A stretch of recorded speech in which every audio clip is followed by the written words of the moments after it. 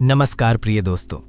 क्या इंसान सच में लोगों से दुखी होता है, या परिस्थितियों से, या फिर किस्मत से, या फिर उस उम्मीद से जिसे वो रोज अपने भीतर ढोता है, बिना ये जाने कि वही उम्मीद एक दिन उसे तोड़ देगी? ये वीडियो कोई जवाब देने नहीं आया, ये आपको एक ऐसे सवाल के सामने खड़ा करेगा जिससे भागना आसान नहीं होगा। ये सवाल आपकी जिंदगी से जुड़ा है, आपके रिश्तों से, आपकी उम्मीदों से और उस खुशी से जिसे आप पकड़ने की कोशिश में खोते चले गए। कहते हैं इंसान दुख से नहीं टूटता, वो उम्मीद से टूटता है। और इस एक वाक्य को सच में समझ लेने के बाद इंसान पहले बेचैन होता है, फिर टूटता है और अंत में मुक्त हो जाता है। आज की कहानी कोई मोटिवेशन नहीं है, कोई झूठा पॉजिटिव ज्ञान नहीं। ये उस सच्चाई की यात्रा है जिससे गुजरकर इंसान बदलता नहीं बल्कि हल्का हो जाता है। अगर ये वीडियो आपको भीतर कहीं चुप करा दे तो समझ लेना ये कहानी खत्म नहीं हुई है, यहाँ से शुरू हुई है। ये वही सच्चाई है जिसे गौतम बुद्ध ने देखा था और जिसे देखकर उन्होंने पूरी दुनिया की सोच बदल दी थी। ये कहानी हर उस इंसान के लिए है जो अच्छा होकर भी दुखी है, जो सब कुछ देकर भी खाली महसूस करता है, जो रिश्तों में रहते हुए भी अकेलापन महसूस करता है और जो हर पल खुश रहना चाहता है लेकिन जानता नहीं कैसे।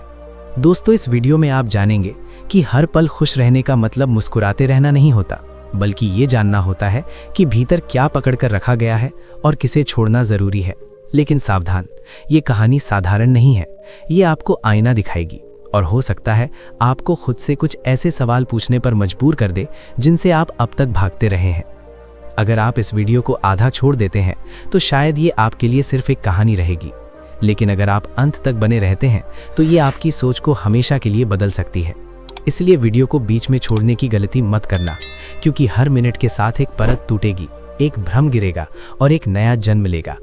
सोचो, अगर आज से तुम्हें किसी से कुछ भी उम्मीद ना रखनी पड़े तो तुम्हारी जिंदगी कैसी होगी? ना कोई शिकायत, ना कोई दर्द, ना कोई टूटन।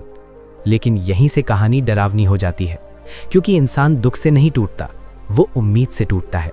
ये कहानी उस दिन की है जब पूरी दुनिया सो रही थी और एक व्यक्ति जाग चुका था। उस व्यक्ति का नाम था गौतम बुद्ध। लेकिन ये कहानी बुद्ध बनने के बाद की नहीं है, ये कहानी उस पल की है जब उन्होंने एक ऐसा सत्य देखा जिसे जानकर तुम्हारा दिमाग रुक जाएगा। उस रात जंगल में सन्नाटा था, हवा भी जैसे सांस रोककर खड़ी थी। बुद्ध एक पेड़ के नीचे शांत बैठे थे, लेकिन उनके भीतर एक युद्ध चल रहा था। वो युद्ध किसी और से नहीं बल्कि उम्मीद से था। उन्होंने खुद से एक सवाल पूछा, क्या मैं दुखी इसलिए हूं क्योंकि दुनिया बुरी है, या इसलिए क्योंकि मैं दुनिया से कुछ चाहता हूं? ये सवाल इतना खतरनाक था कि अगर तुम इसे अभी ठीक से सुन लोगे तो तुम्हारी पूरी सोच हिल जाएगी। इसी सवाल से कहानी शुरू होती है, लेकिन उससे पहले एक सच्चाई समझ लो। आज तुम जिस भी दर्द में हो, जिस भी अकेलेपन में हो, जिस भी रिश्ते से टूटे हो, उसका कारण सामने वाला इंसान नहीं है, उसका कारण है तुम्हारी उम्मीद। और यही वो रहस्य है जिसे बुद्ध ने उस रात देखा था। लेकिन इसे समझने के लिए हमें पीछे जाना होगा। दोस्तों, वीडियो में आगे बढ़ने से पहले एक छोटी सी बात, कृपया कमेंट में ज़रूर बताएं कि आप इस वीडियो को कहां से देख रहे हैं, ताकि हम आपको दिल से धन्यवाद दे सकें। और हाँ दोस्तों, इस बात का खास ध्यान रखें कि इस वीडियो को देखना नहीं, ध्यान से सुनना ज़्यादा ज़रूरी है, क्योंकि समझ देखने से नहीं, सुनने और महसूस करने से आती है। तो कृपया अपना पूरा ध्यान इस कहानी पर केंद्रित करें। अब आइए आगे बढ़ते हैं। उस समय जब एक व्यक्ति बुद्ध के पास आया, उस व्यक्ति की आंखों में गुस्सा था, दिल में शिकायत थी और दिमाग में एक ही सवाल, लोग मुझे वो क्यों नहीं देते जो मैं उनसे चाहता हूं? बुद्ध ने उसकी आंखों में देखा और कुछ नहीं बोले। ये खामोशी ही कहानी का पहला झटका है, क्योंकि जब कोई जवाब नहीं मिलता तो इंसान अपने भीतर झांकने लगता है। वो व्यक्ति बेचैन हो गया।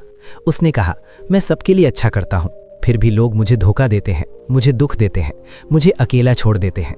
तभी बुद्ध ने धीरे से कहा, क्या तुमने कभी किसी पेड़ से उम्मीद की है कि वो तुम्हें फल दे? ये सुनकर वो व्यक्ति चौंक गया, क्योंकि सवाल सीधा दिल पर लगा था। बुद्ध ने आगे कहा, पेड़ फल देता है क्योंकि उसका स्वभाव है देना, लेकिन जब तुम उससे उम्मीद करते हो तो वो फल नहीं बल्कि तुम्हारा लालच बन जाता है। यहीं से कहानी गहरी होने लगती है, क्योंकि बुद्ध अब उम्मीद की जड़ पर वार कर रहे थे। उन्होंने कहा, जब तुम किसी इंसान से कुछ चाहते हो तो तुम उसे इंसान नहीं रहने देते, तुम उसे अपनी ज़रूरत बना लेते हो, और ज़रूरत कभी भी प्यार नहीं दे सकती। ये सुनते ही उस व्यक्ति की आंखें भर आईं, क्योंकि उसे पहली बार एहसास हुआ कि उसका दुख दूसरों से नहीं बल्कि उसकी चाह से पैदा हुआ है। यहीं से असली रहस्य शुरू होता है। बुद्ध ने उस व्यक्ति से कहा, अगर तुम हर पल खुश रहना चाहते हो तो एक नियम अपने जीवन में उतार लो, किसी से कुछ मत मांगो। लेकिन ध्यान रखना, ये बात सुनने में आसान है पर निभाने में आत्मा को तोड़ देती है, क्योंकि इंसान का मन उम्मीद पर ही जीता है। तभी बुद्ध ने एक और वाक्य कहा जो शायद तुम्हें बेचैन कर देगा। उन्होंने कहा, जिस दिन तुम्हारी उम्मीद खत्म हो जाएगी उस दिन तुम्हारा डर भी मर जाएगा, और जहां डर मर जाता है वहीं खुशी जन्म लेती है। अब जरा सोचो, तुम किससे उम्मीद रखते हो? माता पिता से, पार्टनर से, दोस्त से, समाज से, भगवान से। और जब वो उम्मीद पूरी नहीं होती तो तुम टूट जाते हो। लेकिन बुद्ध ने उस रात जो देखा वो ये था कि उम्मीद खुद ही एक जंजीर है जो इंसान को हर पल बांध कर रखती है। उन्होंने कहा, मैंने देखा कि लोग मुझे दुख नहीं दे रहे, मैं खुद ही दुख पैदा कर रहा हूँ, क्योंकि मैं चाहता हूँ कि दुनिया मेरे हिसाब से चले, और दुनिया कभी किसी के हिसाब से नहीं चलती। ये सत्य सुनकर वो व्यक्ति रो पड़ा, क्योंकि ये रोना दुख का नहीं बल्कि जागने का था। लेकिन अभी कहानी खत्म नहीं हुई, अभी तो सबसे खतरनाक मोड़ आना बाकी है। बुद्ध ने कहा, अगर तुम उम्मीद छोड़ दो तो लोग वही करेंगे जो वे हैं, और तुम वही रहोगे जो तुम हो, और यहीं से शांति शुरू होती है। लेकिन लोग इसे सुनते हैं और समझते नहीं, क्योंकि उम्मीद छोड़ना मतलब दिल को खाली करना, और खाली दिल से इंसान डरता है, इसलिए वो दुख को पकड़ कर रखता है, क्योंकि दुख जाना पहचाना होता है, लेकिन खुशी अजनबी। यही कारण है कि लोग दुख में जीना सीख लेते हैं। लेकिन आज ये कहानी तुम्हें उस मोड़ पर ला रही है जहां से वापस जाना मुश्किल है, क्योंकि अगर तुमने इसे समझ लिया तो तुम पुराने जैसे नहीं रहोगे। बुद्ध ने उस व्यक्ति से कहा, खुशी बाहर नहीं है, खुशी उस क्षण में है जब तुम कुछ नहीं चाहते। ये सुनकर वो व्यक्ति दंग रह गया, क्योंकि पूरी जिंदगी उसने सिर्फ चाहना सीखा था, पाना सीखा था, लेकिन छोड़ना कभी नहीं सीखा था। और यही कारण है कि बुद्ध की शिक्षा इतनी खतरनाक है, क्योंकि ये तुम्हारे अहंकार को तोड़ देती है, तुम्हारी उम्मीद को मार देती है, और तुम्हें अकेले खड़ा कर देती है। लेकिन उसी अकेलेपन में असली आज़ादी छुपी है। और अब कहानी यहीं पर रुकती है, क्योंकि अगला रहस्य इतना गहरा है कि अगर अभी बता दिया गया तो तुम्हारा दिमाग उसे संभाल नहीं पाएगा। आगे में तुम जानोगे कि बुद्ध ने उम्मीद छोड़ने का अभ्यास कैसे कराया, और क्यों शुरू में यह अभ्यास इंसान को और ज्यादा दुखी कर देता है, लेकिन अंत में वही दुख स्थायी खुशी में बदल जाता है। अगर तुम्हें लगता है कि ये कहानी तुम्हारी जिंदगी से जुड़ी है तो तुम्हें खुद से मिला देगा। उस व्यक्ति को लगा था कि उम्मीद छोड़ते ही शांति मिल जाएगी, लेकिन जैसे ही उसने बुद्ध की बात मानने का मन बनाया, उसी पल उसके भीतर एक अजीब बेचैनी पैदा होने लगी। ये वही पल था जिसे बुद्ध पहले ही देख चुके थे। उन्होंने कहा था, जब तुम उम्मीद छोड़ोगे तो सबसे पहले तुम्हें शांति नहीं बल्कि खालीपन मिलेगा। और इंसान खालीपन से सबसे ज्यादा डरता है, क्योंकि खालीपन में कोई सहारा नहीं होता, कोई दोष देने वाला नहीं होता, कोई उम्मीद पकड़ने को नहीं होती। बुद्ध उस व्यक्ति को अपने साथ नदी के किनारे ले गए। रात गहरी हो चुकी थी, चांद पानी में कांप रहा था। बुद्ध ने कहा, इस पानी को देखो, ये बह रहा है, इसे किसी से उम्मीद नहीं है कि रास्ता देगा, ये खुद रास्ता बनाता है। लेकिन इंसान पानी की तरह नहीं बनना चाहता, वो चाहता है कि रास्ता पहले से बना हो, और जब रास्ता नहीं मिलता तो वो दुखी हो जाता है। ये सुनते ही उस व्यक्ति के भीतर कुछ टूटने लगा, लेकिन अभी असली झटका बाकी था। बुद्ध ने उससे कहा, अब से तुम किसी से ये मत कहना कि मुझे तुमसे ये चाहिए, बस देखना, सुनना और स्वीकार करना। पहले दिन उस व्यक्ति ने ऐसा किया, लेकिन भीतर आग जल रही थी। उसने सोचा, लोग मेरे बिना कहे कैसे समझेंगे। यहीं पर बुद्ध की शिक्षा खतरनाक हो जाती है, क्योंकि बुद्ध कहते हैं, अगर कोई बिना कहे नहीं समझता तो वो कभी समझेगा भी नहीं, और अगर समझता है तो कहने की जरूरत ही नहीं। ये वाक्य सुनने में साधारण लगता है, लेकिन यही वाक्य रिश्तों को या तो आजाद कर देता है या पूरी तरह तोड़ देता है। दूसरे दिन उस व्यक्ति को और ज्यादा बेचैनी हुई, क्योंकि अब वो शिकायत भी नहीं कर सकता था। उसे लगने लगा कि उम्मीद छोड़ना मतलब सब कुछ खो देना। तभी वो बुद्ध के पास आया और बोला, मैं पहले से ज्यादा दुखी हो रहा हूँ। बुद्ध मुस्कुराए और बोले, यही पहला संकेत है कि तुम सही रास्ते पर हो, क्योंकि जब तक उम्मीद थी दुख छुपा हुआ था, अब वो बाहर आ रहा है, और जो बाहर आ जाए वही एक दिन खत्म होता है। बुद्ध ने उसे समझाया कि उम्मीद एक तरह का नशा है। जब नशा उतरता है तो शरीर कांपता है, मन बेचैन होता है, लेकिन अगर तुम उस कांपने से डरकर फिर नशा कर लो तो कभी आजाद नहीं हो पाओगे। ये सुनकर उस व्यक्ति को पहली बार लगा कि उसका दुख कोई दुश्मन नहीं बल्कि एक प्रक्रिया है, लेकिन मन फिर भी नहीं मानता। तीसरे दिन जब उसने किसी से उम्मीद नहीं रखी तो लोगों का व्यवहार बदला हुआ लगा। कोई पहले जैसा ध्यान नहीं दे रहा था, कोई वैसी प्रतिक्रिया नहीं दे रहा था। और यही वो जगह है जहां 95% लोग लौट जाते हैं, क्योंकि उन्हें लगता है कि उम्मीद छोड़ने से लोग दूर हो जाते हैं। लेकिन बुद्ध ने कहा, लोग दूर नहीं जाते, तुम बस उनके असली रूप को देखने लगते हो। जब तक उम्मीद थी तब तक तुम भ्रम में थे, अब सच दिख रहा है और सच हमेशा चुपता है। बुद्ध ने उस युवक से कहा, अगर तुम सच सहन कर सकते हो तो खुशी खुद तुम्हारे पास आएगी, क्योंकि खुशी सच की बेटी है, भ्रम की नहीं।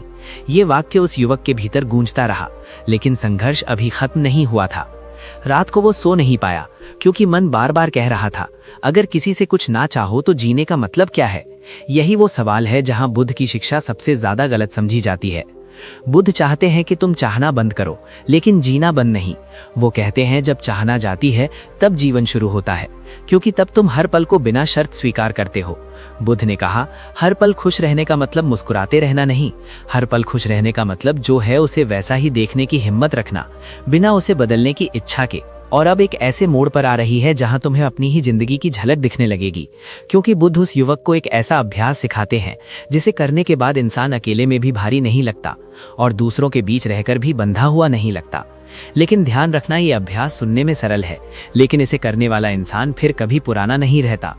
अगर अभी तुम्हारे मन में असहजता है तो यही इस कहानी का काम है, क्योंकि ये कहानी तुम्हें सुलाने नहीं जगाने आई है, जिसे बुद्ध ने सिर्फ उन्हीं को बताया था जो टूटने के लिए तैयार थे। तीसरी रात सबसे कठिन होती है, क्योंकि तीसरी रात इंसान का मन आखिरी चाल चलता है। वो कहता है, अगर सब छोड़ ही दिया है तो अब बचा क्या। उस व्यक्ति के साथ भी यही हुआ। वो अकेला बैठा था, चारों तरफ सन्नाटा और भीतर शोर। मन बार बार कह रहा था, तुम गलत कर रहे हो, उम्मीद छोड़कर तुम खुद को खत्म कर रहे हो। लेकिन ठीक उसी समय बुद्ध उसके सामने आए, बिना कुछ कहे सिर्फ उसके पास बैठ गए। ये मौन ही इस भाग का पहला रहस्य है, क्योंकि बुद्ध जानते थे कि शब्द अब बोझ बन जाएंगे। कुछ देर बाद बुद्ध ने जमीन से एक पत्थर उठाया और उस व्यक्ति के हाथ में रख दिया। फिर कहा, इसे पकड़कर खड़े रहो। पहले कुछ सेकंड उसे लगा कि ये तो आसान है, लेकिन धीरे धीरे हाथ में दर्द होने लगा। बुद्ध ने पूछा, क्या पत्थर भारी हो गया? वो बोला, नहीं, पत्थर वही है। तो बुद्ध ने कहा, फिर दर्द क्यों बढ़ रहा है? वो चुप हो गया, क्योंकि उसे जवाब समझ आ चुका था। बुद्ध ने कहा, दुख चीजों के वजन से नहीं, उन्हें पकड़े रहने की अवधि से पैदा होता है। यही नियम उम्मीद पर भी लागू होता है। उम्मीद शुरू में हल्की लगती है, लेकिन समय के साथ आत्मा को थका देती है। फिर बुद्ध ने कहा, अब पत्थर छोड़ दो। जैसे ही उसने पत्थर छोड़ा, हाथ हल्का हो गया, लेकिन दिमाग अभी भी भरा हुआ था। बुद्ध ने मुस्कुराकर कहा, शरीर ने तो छोड़ना सीख लिया, अब मन की बारी है। यहीं से अभ्यास शुरू हुआ। बुद्ध ने उसे एक सरल लेकिन खतरनाक अभ्यास दिया। उन्होंने कहा, आज रात जब भी तुम्हारा मन किसी इंसान की तरफ भागे, बस इतना कहना, मैं तुम्हें जैसा हो वैसा स्वीकार करता हूँ, लेकिन तुमसे कुछ नहीं चाहता। ये वाक्य सुनते ही उस व्यक्ति को डर लगने लगा, क्योंकि ये वाक्य रिश्तों की नींव हिला देता है।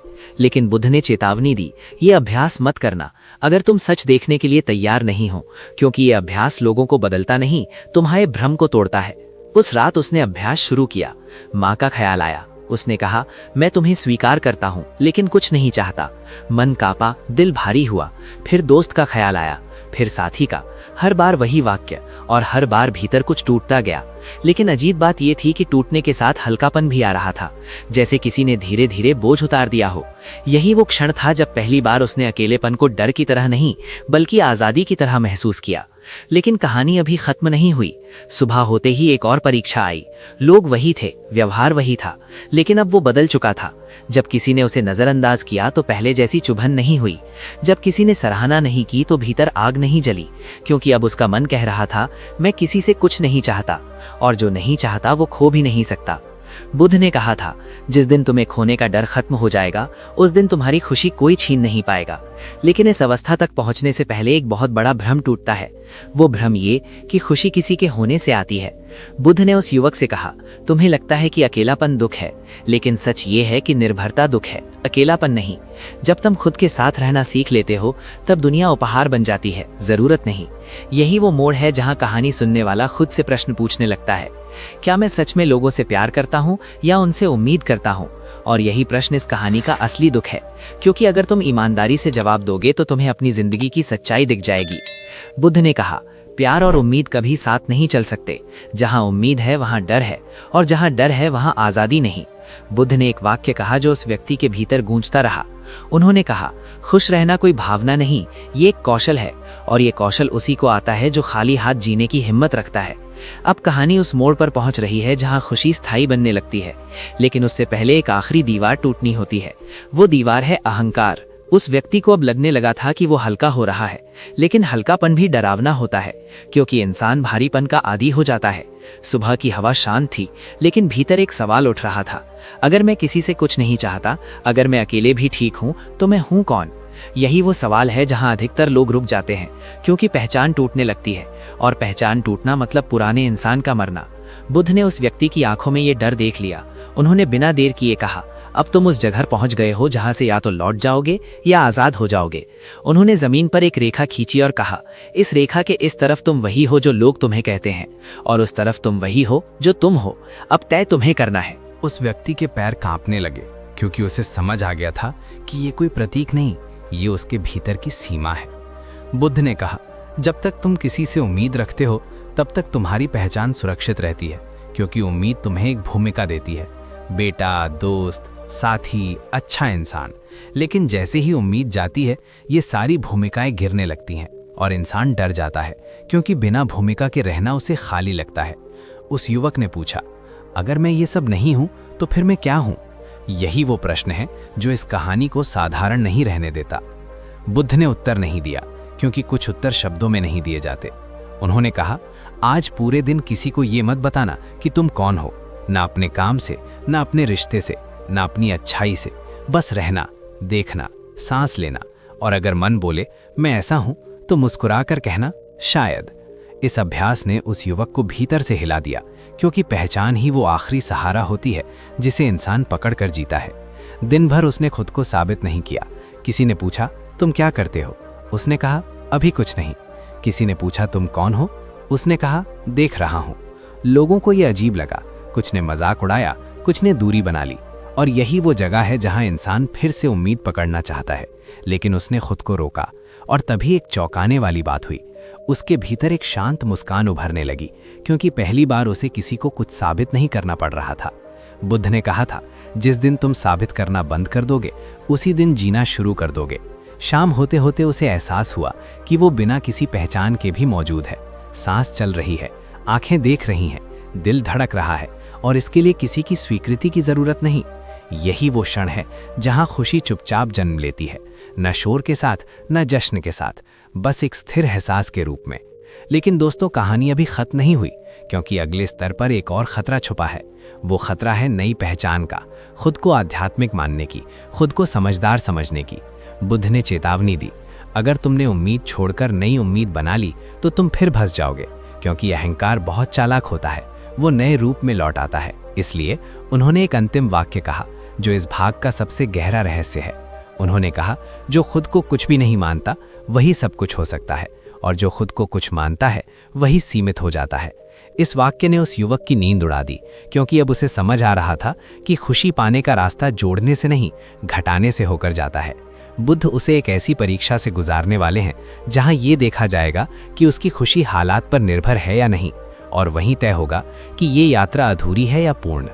अगर तुम्हें अभी ये लग रहा है कि ये कहानी तुम्हारी जिंदगी के भीतर उतर रही है, तो यही इसका संकेत है, क्योंकि अगले भाग में वो स्थिति आएगी जहां 96% लोग फिर टूट जाते हैं और सिर्फ वही आगे बढ़ते हैं जो सच में आज़ाद होना चाहते हैं। अब तक उस व्यक्ति ने खुद को काफ़ी हद तक हल्का महसूस करना शुरू कर दिया था, लेकिन यही वो समय होता है जब जीवन आखिरी और सबसे खतरनाक परीक्षा लेता है, क्योंकि असली खुशी ध्यान में नहीं, शब्दों में नहीं, समझ में नहीं, बल्कि हालात के बीच परखी जाती है।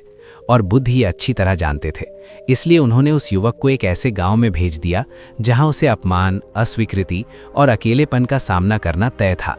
बुद्ध ने उससे सिर्फ इतना कहा, अब देखना, अगर तुम्हारी खुशी सच में भीतर है तो ये हालात उसे छू भी नहीं पाएंगे, लेकिन अगर खुशी अभी भी बाहर कहीं अटकी है तो आज सब सामने आ जाएगा। वो युवक गांव में पहुंचा। पहले दिन ही लोगों ने उसे अजनबी समझकर अनदेखा किया, कोई पानी तक पूछने नहीं आया। पहले अगर ऐसा होता तो उसका मन टूट जाता, लेकिन अब उसने खुद से कहा, मैं किसी से कुछ नहीं चाहता। ये वाक्य उसके लिए ढाल बन गया। दूसरे दिन कुछ लोगों ने उसका मजाक उड़ाया, उसके पहनावे पर, उसकी चुप्पी पर, उसके अकेले रहने पर। मन में हल्की सी चुभन उठी, लेकिन उसने उसे पकड़ा नहीं, क्योंकि अब वो जान चुका था कि हर भावना को पकड़ना जरूरी नहीं, कुछ भावनाएं बस आती हैं और चली जाती हैं। तीसरे दिन सबसे बड़ा झटका लगा। गांव के कुछ लोगों ने उसे चोर समझ लिया, बिना पूछे बिना सुने, और वही हुआ जो हर आम इंसान के साथ होता है। उसे दोषी मान लिया गया। भीड़ इकट्ठा हुई, आवाजें उठी। उस क्षण उसके भीतर पुराना मन जागा, वो मन जो सफाई देना चाहता था, जो साबित करना चाहता था कि मैं गलत नहीं हूं। और यहीं ये यात्रा टूट सकती थी। लेकिन उसी पल उसे बुद्ध का वाक्य याद आया, जिसे बुद्ध ने बहुत धीमे स्वर में कहा था, अगर तुम सही होने की भूख छोड़ दोगे तो तुम्हें कोई गलत नहीं ठहरा सकता। उसने चुप रहना चुना। भीड़ और भड़क गई, क्योंकि चुप्पी लोगों को डराती है। कुछ ने उसे धक्का दिया, कुछ ने अपशब्द कहे, और यही वो क्षण था जहां उसकी खुशी की असली परीक्षा हो रही थी। उसने आंखें बंद की और भीतर देखा, क्या मैं अभी भी खुश हूं? और उसे जो जवाब मिला वो चौंकाने वाला था। दर्द था, अपमान था, लेकिन भीतर कोई टूटन नहीं थी, क्योंकि अब वो किसी से ये उम्मीद नहीं कर रहा था कि वे उसे समझें। यही वो अंतर है जो बुद्ध सिखाना चाहते थे। बुद्ध कहते हैं, जब तुम समझे जाने की उम्मीद छोड़ देते हो, तब कोई तुम्हें गलत समझकर चोट नहीं पहुंचा सकता। अंत में गांव का एक बुजुर्ग आगे आया। उसने सच्चाई देखी, भीड़ शांत हुई और वो युवक अकेला रह गया।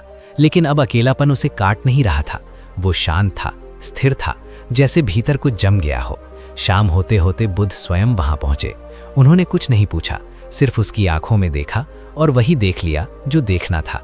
बुद्ध ने कहा, आज तुमने वो देख लिया जो शब्दों से नहीं सिखाया जा सकता। तुमने देखा कि जब उम्मीद नहीं होती तब अपमान भी सिर्फ आवाज बनकर रह जाता है, दिल में जहर नहीं बनता। उस युवक ने पूछा, लेकिन क्या इसका मतलब ये है कि इंसान सब सहता रहे? यही वो जगह है जहां लोग बुद्ध को गलत समझते हैं। बुद्ध ने कहा, न सहना और न लड़ना, बस मुक्त रहना। जब तुम्हें किसी से कुछ नहीं चाहिए होता, तब तुम्हारी चुप्पी कमजोरी नहीं रहती, वो स्वतंत्रता बन जाती है। उन्होंने आगे कहा, लोग समझते हैं कि खुशी तब जाती है जब हालात खराब होते हैं, लेकिन सच ये है कि खुशी तब जाती है जब तुम हालात से कुछ चाहते हो।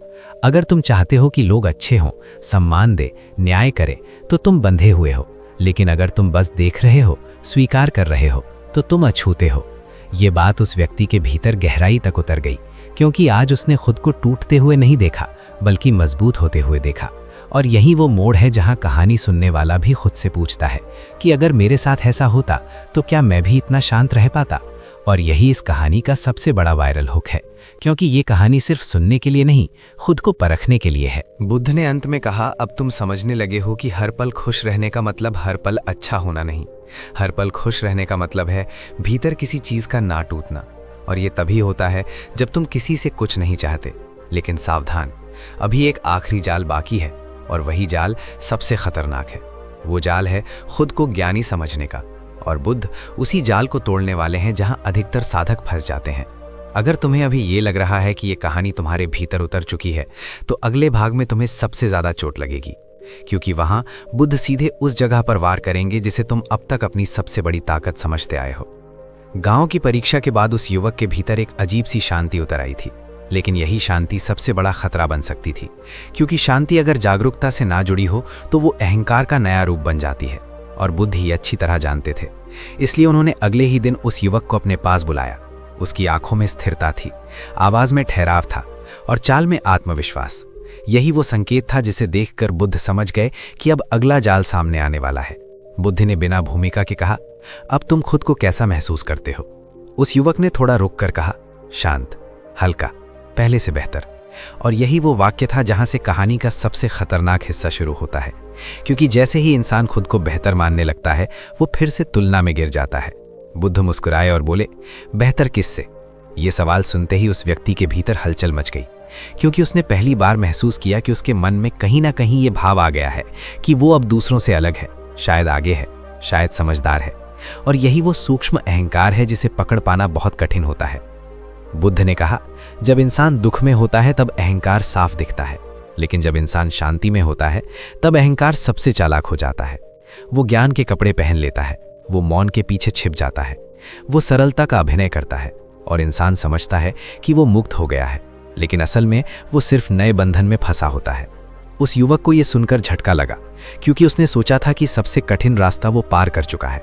लेकिन बुद्ध ने कहा, नहीं, सबसे कठिन रास्ता वही होता है जहां तुम्हें लगता है कि अब रास्ता खत्म हो गया। बुद्ध ने उसे एक और अभ्यास दिया, और यह अभ्यास पिछले सभी अभ्यासों से ज्यादा कठोर था। उन्होंने कहा, आज पूरे दिन ये देखना कि तुम्हारे मन में कब ये भाव आता है कि मैं सही हूं, मैं शांत हूं, मैं समझदार हूं। और जैसे ही ये भाव आए, उसे पकड़ना नहीं, बस देखना। ये सुनने में साधारण लगता है, लेकिन ये अभ्यास इंसान की नींव हिला देता है, क्योंकि अब लड़ाई बाहर से नहीं बल्कि भीतर की सबसे महीन परत से थी। उस दिन वो युवक लोगों के बीच रहा और उसने देखा कि जब कोई गुस्से में था तो उसके मन में एक विचार आया, मैं अब ऐसा नहीं हूं। और जैसे ही ये विचार आया, बुद्ध का वाक्य गूंजा, देखो यही अहंकार है। वो चौंक गया, क्योंकि ये अहंकार पहले जैसा शोर नहीं कर रहा था। ये बहुत शांत था, बहुत सभ्य था, लगभग अदृश्य। दोपहर में जब किसी ने उससे सलाह मांगी तो भीतर से एक सुख की लहर उठी, और उसी के साथ एक विचार, मैं कुछ जानता हूं, मैं मदद कर सकता हूं। और तभी उसे समझ आया कि ज्ञान भी अगर पहचान बन जाए तो बोझ बन जाता है। बुद्ध कहते हैं, ज्ञान तुम्हें हल्का बनाने के लिए है, भारी बनाने के लिए नहीं। लेकिन इंसान अक्सर ज्ञान को भी जमा कर लेता है, जैसे उसने दुख जमा किया था। शाम होते होते वो थक गया, क्योंकि अब उसे अपने ही मन से चौकन्ना रहना पड़ रहा था। वो बुद्ध के पास गया और बोला, ये सबसे कठिन है। ये अहंकार तो हर सांस के साथ लौट आता है। बुद्ध ने शांत स्वर में कहा, हाँ, क्योंकि यही आखिरी घर है जिसे मन छोड़ना नहीं चाहता। यहीं से अधिकतर लोग गिर जाते हैं। वे दुख छोड़ देते हैं, उम्मीद छोड़ देते हैं, लेकिन खुद को छोड़ने की हिम्मत नहीं करते। बुद्ध ने आगे कहा, याद रखना, जब तक तुम्हें लगता है कि तुम कुछ बन गए हो, तब तक तुम मुक्त नहीं हो। मुक्ति उस दिन आती है जब बनने की चाह भी गिर जाती है। ये सुनकर उस युवक की आंखें नम हो गई, क्योंकि उसने पहली बार देखा कि उसका सफर अभी अधूरा है और शायद हमेशा अधूरा ही रहेगा। और यही अधूरापन ही उसकी आज़ादी है।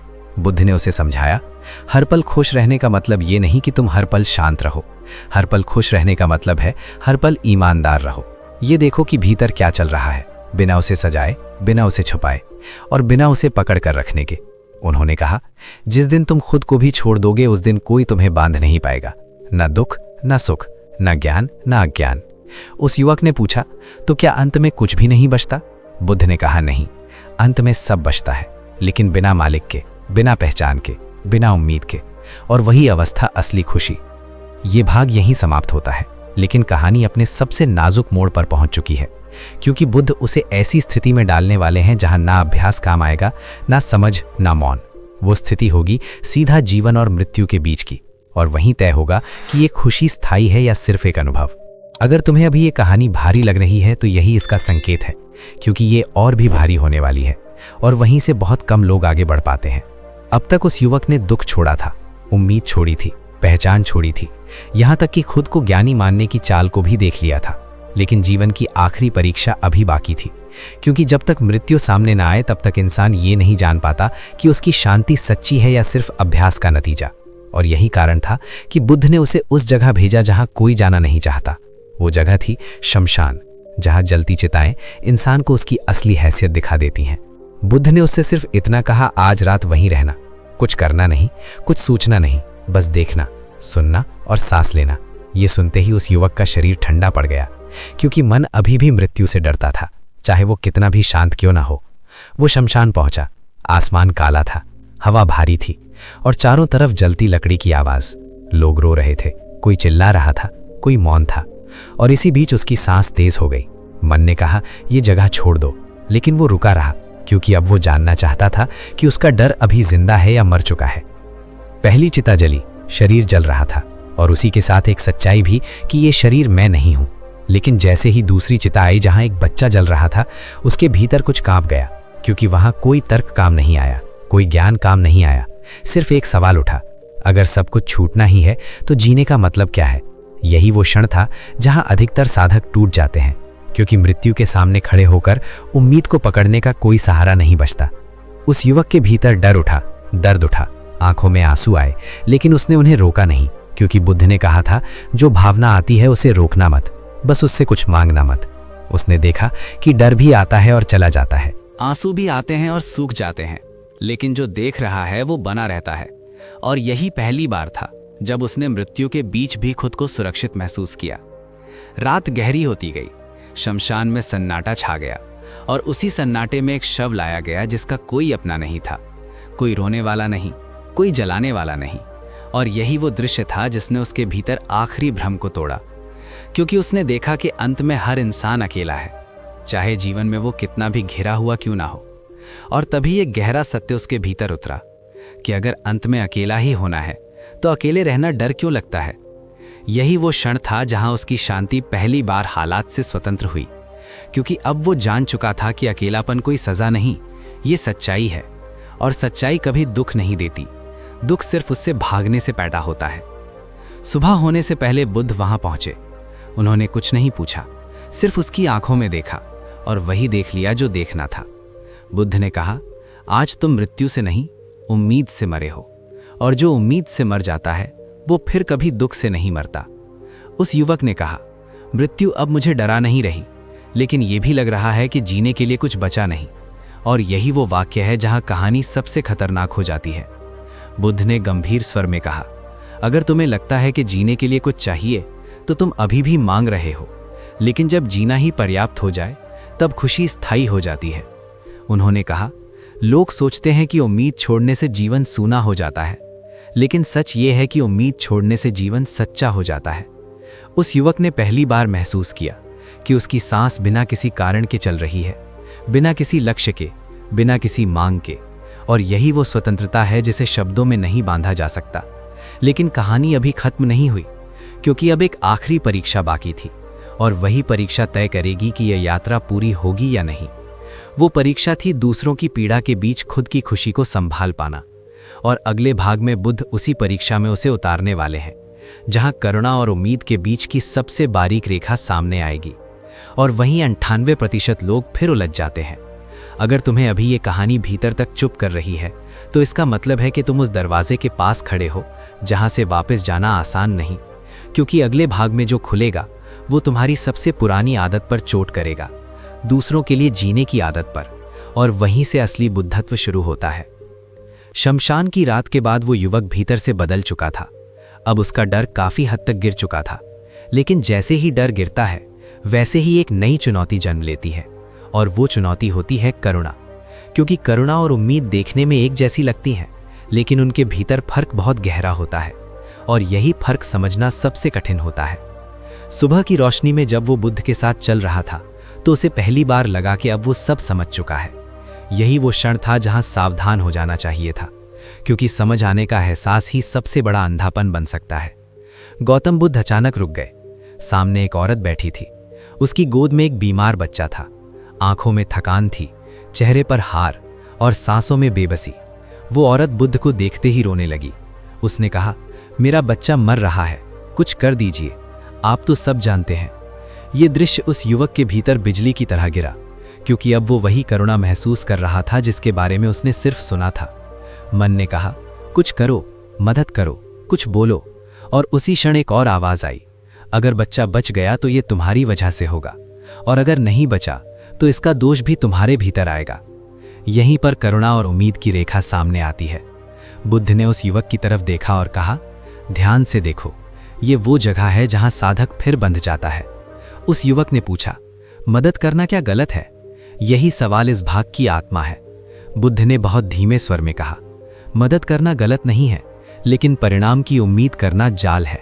अगर तुम करुणा से कुछ करते हो तो मुक्त रहते हो, लेकिन अगर करुणा के पीछे परिणाम की भूख छुपी हो तो वही करुणा बंधन बन जाती है। उस युवक को यह समझने में समय लगा, क्योंकि जीवन भर उसने यही सीखा था कि अच्छा करने का मतलब सही परिणाम, सही अंत, सही सुख। लेकिन बुद्ध ने उस धारणा को तोड़ दिया। उन्होंने कहा, तुम्हारा काम है पूरी उपस्थिति के साथ देना, बाकी जीवन का काम है लेना या ना लेना। उस युवक ने देखा कि उसका मन अब भी चाहता है कि बच्चा बच जाए, ताकि उसे भीतर संतोष मिल सके, और यही वो उम्मीद थी जो अब भी छुपी हुई थी। बुद्ध ने कहा, देखो ये उम्मीद कितनी सूक्ष्म है। ये दुख की उम्मीद नहीं है, ये पुण्य की उम्मीद है, और यही सबसे खतरनाक होती है, क्योंकि ये खुद को अच्छा इंसान साबित करने का रास्ता बन जाती है।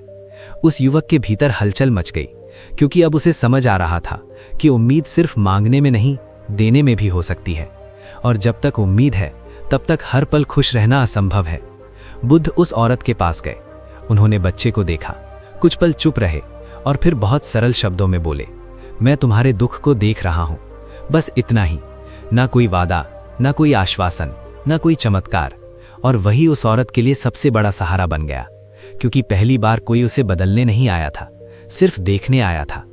उस युवक ने यह दृश्य देखा और उसके भीतर कुछ गहरा बैठ गया कि करुणा का मतलब समस्या हल करना नहीं है, करुणा का मतलब है समस्या के साथ खड़े रहना, और जब तुम किसी के साथ खड़े रहते हो बिना कुछ चाहे, बिना कुछ बदलने की जिद के, तब तुम खुद भी नहीं टूटते।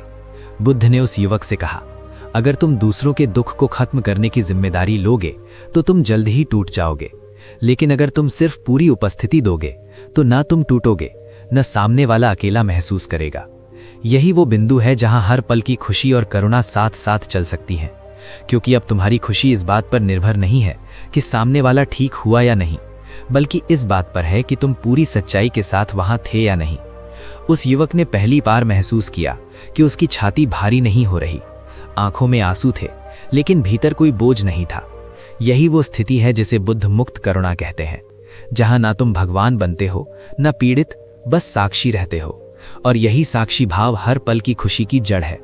बुद्ध ने अंत में कहा, याद रखना, दुनिया को बचाने का बोझ मत उठाना, सिर्फ दुनिया के साथ सच्चा रहना इतना काफी है।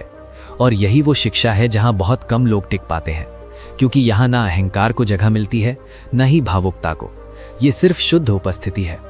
अब कहानी अपने अंतिम चरण में प्रवेश कर चुकी है, क्योंकि अगले भाग में बुद्ध उस युवक को सबसे कठिन स्थिति में डालने वाले हैं, जहां उसे तय करना होगा कि वो वापस दुनिया में कैसे जिएगा, उसी पुराने लोगों के बीच, उसी पुराने रिश्तों के साथ, लेकिन बिना पुरानी उम्मीदों के। और वहीं ये कहानी सिर्फ कथा नहीं रहेगी, सीधा जीवन बन जाएगी। अगर तुम्हें अभी ये लग रहा है कि ये सब बहुत वास्तविक है, तो इसका कारण यही है कि ये कहानी अब तुम्हारे अनुभव से टकराने वाली है, और अगले भाग में ये टकराव और भी तीखा होगा। करुणा की उस गहरी परीक्षा के बाद अब सबसे कठिन सवाल सामने था। अगर इंसान सच में मुक्त हो जाए तो वो दुनिया में कैसे जिए? क्योंकि जंगल में शांति पाना आसान है, मौन में स्थिर रहना आसान है, लेकिन वही शांति बाजार में, रिश्तों में, अपमान में, तिरस्कार में, पुराने लोगों के बीच बनाए रखना ही असली साधना है। और यही वो जगह थी जहां अब उस युवक को लौटना था। बुद्ध ने उससे कहा, अब तुम वापस जाओ, उसी गांव में, उसी लोगों के बीच जहां तुम्हें पहले चोट लगी थी, लेकिन इस बार कुछ बदलने की कोशिश मत करना, सिर्फ खुद को मत खोना। ये वाक्य सुनते ही उस युवक का दिल जोर से धड़कने लगा, क्योंकि भीतर एक डर अब भी छुपा था। अगर मैं फिर से फंस गया, अगर पुरानी आदतें लौट आईं तो? यही डर हर उस इंसान का होता है जो थोड़ा सा जाग जाता है। बुद्ध ने कहा, डर का आना गलत नहीं है, डर से भागना बंधन है, उसे भी देखना सीखो। और वो युवक वापस अपने गांव की तरफ चल पड़ा। रास्ते में उसे अपने पुराने रिश्ते याद आए, वही लोग जिनसे वो उम्मीद रखता था, जिनसे वो मान चाहता था, जिनसे वो प्रेम चाहता था, और वही लोग जिनसे उसे सबसे ज्यादा चोट लगी। गांव पहुंचते ही सब कुछ वैसा ही था। लोगों की आंखों में वही भाव, किसी में उदासीनता, किसी में शक, किसी में उपेक्षा। पहले दिन उसने खुद को सामान्य रखा, न ज्यादा मौन न ज्यादा ज्ञान, बस साधारण। और यही साधारण रहना सबसे कठिन था, क्योंकि मन चाहता था कि अब मैं अलग हूं, अब मुझे समझो। लेकिन उसने उस चाह को पकड़ा नहीं, क्योंकि अब वो पहचान चुका था कि ये भी उम्मीद का ही रूप है। दूसरे दिन एक पुराना परिचित मिला जिसने ताना मारा, बहुत साधु बन गए हो, पहले जैसे क्यों नहीं रहे? ये वाक्य किसी भी इंसान को भीतर तक हिला सकता था, क्योंकि इसमें छुपा होता है अस्वीकार। लेकिन इस बार कुछ अलग हुआ। उस युवक ने भीतर देखा और पाया कि कोई प्रतिक्रिया उठी नहीं रही, न गुस्सा, न सफाई, न दुख, बस एक शांत अवलोकन। और यही वो क्षण था जब उसने समझा कि उसकी खुशी अब परिस्थितियों पर निर्भर नहीं रही। वो युवक वही है, लेकिन भीतर से बंधा हुआ नहीं। दिन बीतते गए, कुछ लोग उसे फिर से अपनाने लगे, कुछ अब भी दूरी बनाए रखे। लेकिन अब फर्क ये था कि उसका मन किसी भी तरफ झुक नहीं रहा था, क्योंकि अब वो किसी से कुछ नहीं चाहता था, न अपनापन, न सम्मान, न समझ। और यही वो अवस्था है जहां इंसान पहली बार समाज में रहते हुए भी स्वतंत्र हो जाता है। बुद्ध ने कहा था, जब तुम किसी से कुछ नहीं चाहते, तब तुम सबसे ज्यादा देने योग्य हो जाते हो, क्योंकि अब तुम्हारा देना सौदा नहीं रहता, शुद्ध क्रिया बन जाता है। एक दिन उसी गांव में झगड़ा हुआ, लोग चिल्ला रहे थे, आरोप लगा रहे थे, और पहले ये दृश्य उसे बेचैन कर देता। लेकिन अब वो वहां खड़ा रहा, शांत, सजग, और उसकी उपस्थिति ही धीरे धीरे माहौल को ठंडा करने लगी, क्योंकि शांत मन की ऊर्जा बोलती नहीं, लेकिन असर जरूर करती है। उस क्षण उसने देखा कि बिना कुछ किए भी बहुत कुछ हो सकता है। और यही वो रहस्य है जिसे लोग समझ नहीं पाते। वे सोचते हैं कि हर चीज को बदलना जरूरी है, लेकिन बुद्ध कहते हैं, कभी कभी बस ना बदलना ही सबसे बड़ा परिवर्तन होता है। रात को जब वो अकेला बैठा तो उसने खुद से पूछा, क्या मैं सच में खुश हूं? और जवाब आया, मैं दुखी नहीं हूं। और यही वो फर्क है जिसे समझना जरूरी है, क्योंकि खुशी कोई उत्सव नहीं, ये दुख की अनुपस्थिति है, ये हल्कापन है, ये भीतर का खुला आकाश है। अब उसे ये भी समझ आ रहा था कि खुशी को पकड़ने की कोशिश ही दुख बन जाती है। और खुशी तब आती है जब तुम उसे बुलाना बंद कर देते हो। यही वो जीवन है जिसे बुद्ध मध्य मार्ग कहते हैं। ना दुनिया से भागना, ना दुनिया में खो जाना, बस दुनिया के बीच रहते हुए मुक्त रहना। और अब कहानी अपने अंतिम मोड़ पर पहुंच चुकी है, क्योंकि अगले और आखिरी भाग में बुद्ध उस युवक से एक ऐसा वाक्य कहने वाले हैं जो इस पूरी यात्रा का निचोड़ होगा। और वही वाक्य इस कहानी को सिर्फ सुनने योग्य नहीं, जीने योग्य बना देगा।